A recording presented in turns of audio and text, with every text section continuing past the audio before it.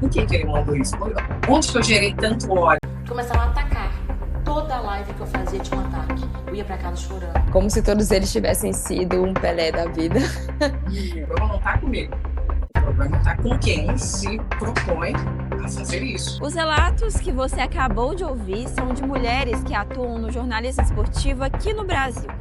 Profissionais que enfrentam todos os dias desafios que surgem simplesmente por serem mulheres neste meio. É o que você acompanha a partir de agora ao longo desta série de reportagens.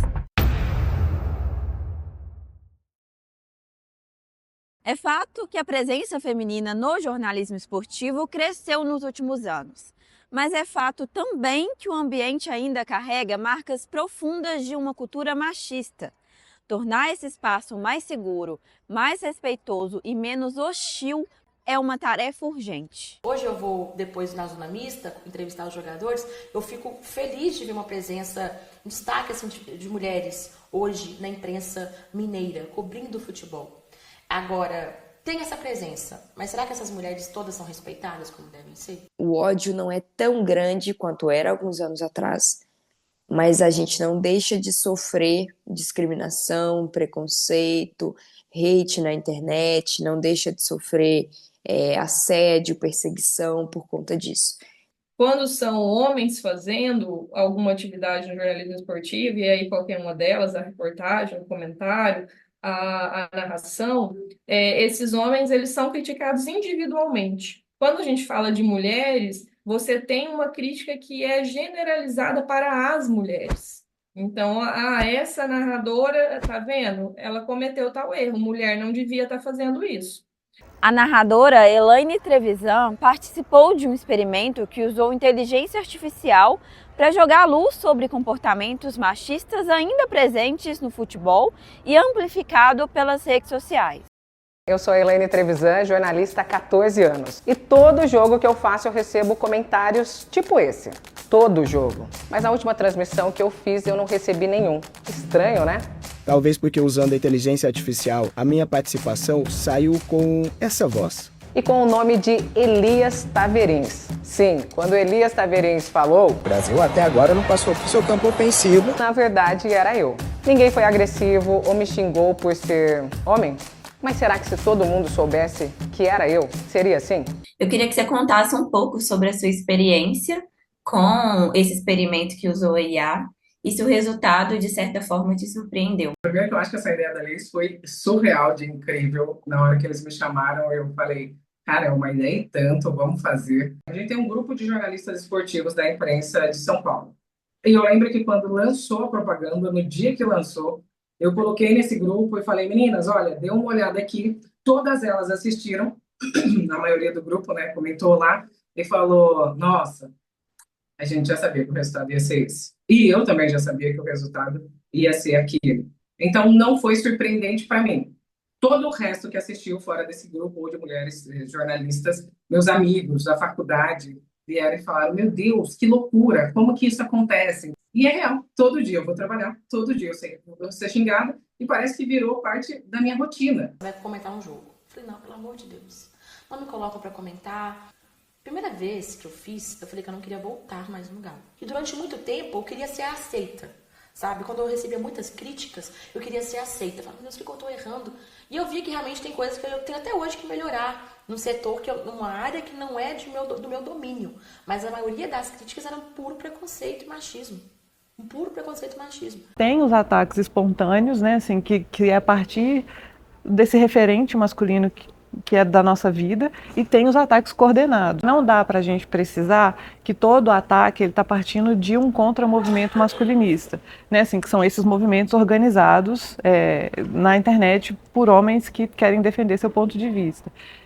Porque como a gente vive numa sociedade masculinista, esse é o ponto de vista da sociedade. A internet é muito boa e muito ruim ao mesmo tempo, né?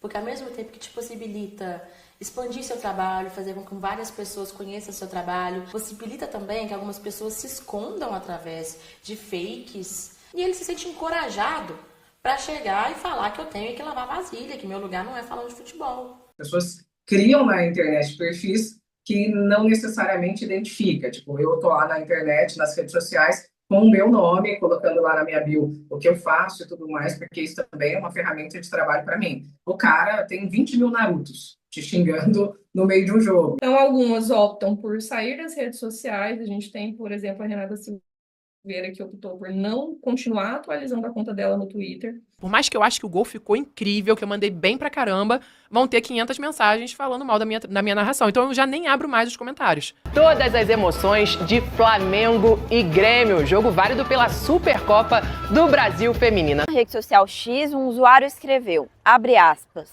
não sei o que é pior, o time do Corinthians ou a narração da Renata, fecha aspas. A jornalista rebateu com ironia, dizendo que provavelmente o pior foi o time alvinegro, já que ela nem havia narrado aquela partida. Eu acho perigoso essa presença nas redes sociais de forma massiva para a gente. Estou falando de questões psicológicas, né, de questões pessoais. Eu acho perigoso porque nós não temos proteção.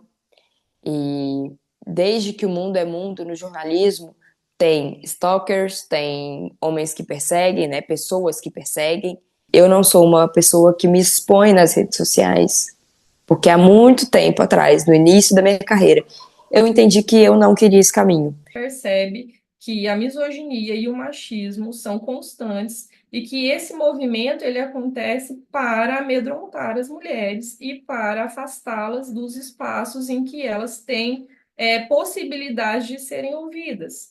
Nunca aconteceu comigo, por exemplo, o que acontece com outras mulheres, que é de homens mandarem vídeos se masturbando, enquanto, né, a nossa cara tá na televisão. Mas tem muito, e acontece com uma frequência muito grande. E agora a última vez foi um vídeo, de novo, de uma pessoa se masturbando, e escrito, é disso que feministas como você gostam, se eu não me engano essa era a frase. E esse me pegou muito porque foi a primeira vez que aconteceu, eu já sendo mãe, então me tocou num lugar diferente, assim, não sei explicar.